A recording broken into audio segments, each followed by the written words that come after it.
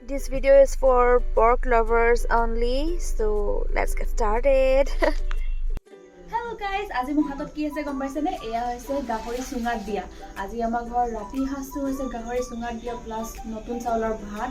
আপোনালোকক ফুল ভিডিওটো দেখাই আছো কেনেকৈ আমি প্ৰসেছত বনাইছো।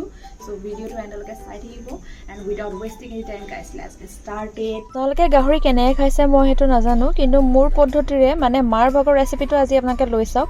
ইয়াত স্পেশাল দুটা ইনগ্ৰেডিয়েন্ট দিছে, যেটো হৈছে কেঁচা হালধি আৰু নৰসিংহ। লগতে মছলা তেনেকৈ দিয়া নাই, আদা নহৰু পিঁয়াজ সেইখিনিয়ে দিছে।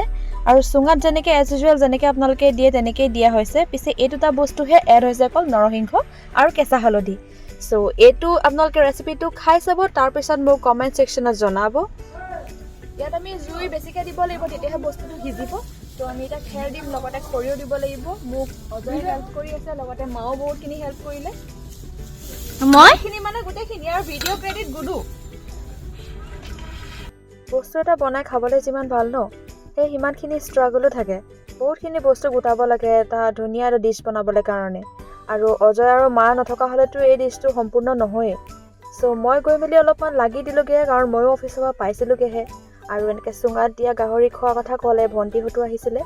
এইখিনি এটা স্পেচিয়েল ডিছ আজি ৰাতিৰ কাৰণে বনিলে। আৰু বাকী আপোনালোকে আউটকামটো আপুনি ভিডিঅ'টো লাষ্টত দেখিব কেনেকুৱা কি কথা।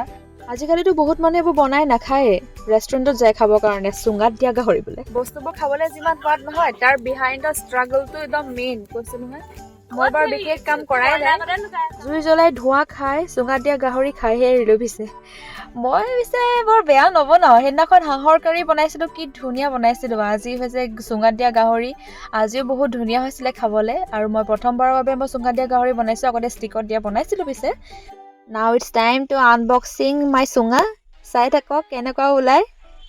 পিছে কালাৰটো যেনেকৈ আমি ভৰাইছিলোঁ তেনেকৈয়ে ওলাইছে। হালধি, কেঁচা হালধিৰ গোন্ধ ক'বই নালাগে, লগতে নৰসিংহ গোন্ধটো ধুনীয়াকৈ ওলাইছে। আপোনালোকে একদম খাব পাৰে এনেকৈ লৈ মেলি। মই পিছে প্ৰথমবাৰৰ বাবে বনাইছোঁ যদিও খাই ভাল পালোঁ পিছে দেই।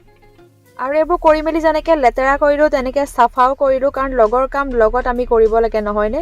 সেইবাবে কামখিনি পেলাই নথলোঁ, পাত পতুৱাবোৰ নি বাহিৰত পেলালোগৈ গৈ মেলি। আপোনালোকে চাব পাৰি কি ধুনীয়াকৈ মোৰ চুঙাত দিয়া গাহৰি হৈ গৈছে, দেখিছানে। প্ৰথমতে মই খাবলৈ দিম পাপাক।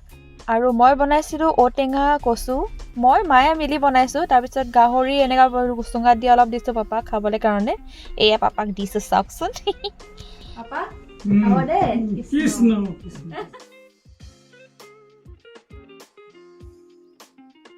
এতিয়া মই খাওঁ চাওক। এতিয়া আমি খাম, আপোনালোকে চাব। ইন ফিউচাৰ মই নিজৰ নামত এখন হোটেল খুলিম, হোটেল আইচেং বুলি। আপোনালোকে সকলো আহিব দেই। মোৰ ভিডিঅ'টো এইখিনিলৈকে আছিলে। কেনেকুৱা লাগিলে কমেণ্ট ছেকশ্যনত জনাব। Till then take care of yourself all of you and bye by.